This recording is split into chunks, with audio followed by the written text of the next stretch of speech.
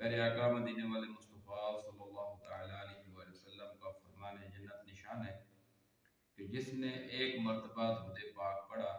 اللہ تعالیٰ اس پر 10 رحمتیں نازل فرماتا ہے۔ سبحان اللہ۔ صلو علی الحبیب صلی اللہ تعالیٰ علی محمد صلی اللہ علیہ وسلم۔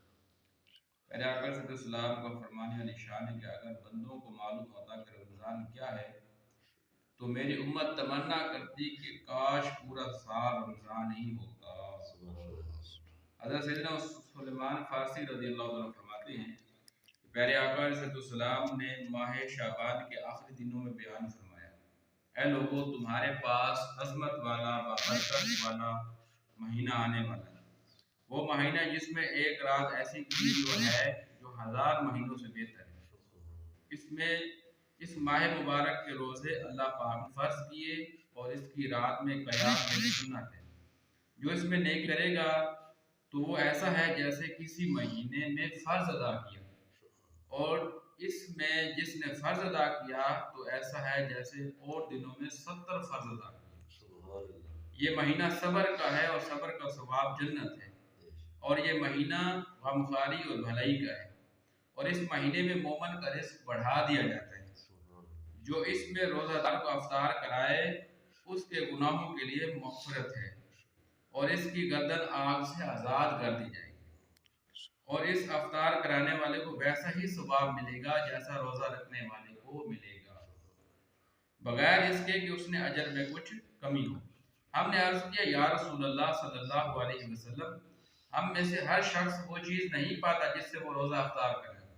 تو آپ صلی اللہ تعالیٰ علیہ وآلہ وسلم نے ارشاد فرمایا اللہ تعالیٰ یہ ثواب تو اس شخص کو بھی دے گا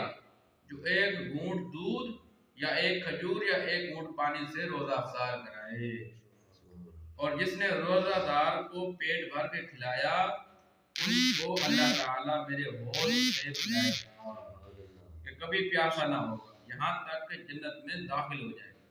یہ وہ مہینہ ہے کہ اس کا اول یعنی ابتدائی 10 دن رحمت،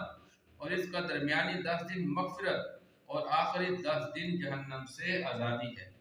اور جو اپنے غلام پر اس مہینے میں تخفیف یعنی کام کم لے اللہ تعالیٰ اسے بخش دے گا اور جہنم سے آزاد فرمائے گا۔ اس مہینے میں 4 باتوں کی کثرت کرو، ان میں سے وہ 2 ایسی ہیں جن کے ذریعے تم اپنے رب عز و جل کو راضی کرو گے، اور بقیہ 2 سے تمہیں بے نیازی نہیں۔ آپس وہ 2 باتیں جن کے ذریعے تم اپنے رب عز و جل کو راضی کرو گے وہ یہ ہیں، نمبر 1 لا الہ الا اللہ کی گواہی دینا، اور نمبر 2 استغفر اللہ کہنا۔ جبکہ وہ 2 باتیں جن سے تمہیں بے نیازی نہیں ہیں وہ یہ ہیں اللہ تعالیٰ سے جنت طلب کرنا، اور نمبر 2 جہنم سے اللہ تعالیٰ کی پناہ حاصل کرنا۔ ابھی جو حدیث پاک بیان کی گئی اس میں ماہ رمضان مبارک کی رحمتیں اور برکتیں اور عظمت کا خوب تذکرہ ہے۔ اس ماہ مبارک کا کلمہ شریف، اس ماہ مبارک میں کلمہ شریف زیادہ تعداد میں پڑھ کر اور بار بار استغفر اللہ یعنی خود توبہ کے ذریعے اللہ تعالیٰ کو راضی کرنے کی کوشش کریں، اور اللہ تعالیٰ سے جنت میں داخلے اور جہنم سے پناہ کی بہت زیادہ التجا کریں۔ اللہ پاک سے دعا کی جو بڑا سنا اس پر عمل کرنے کی توفیق نصیب فرمائے۔ اس رمضان المبارک میں ہمیں زیادہ سے زیادہ نیکیاں کرنے کی بھی سعادت اور توفیق نصیب فرمائے، آمین بجاہ النبی الامین صلی اللہ تعالیٰ علیہ وآلہ وسلم۔ چینل کو لائک اور سبسکرائب کریں اور بیل آئیکن دبانا مت بھولیے۔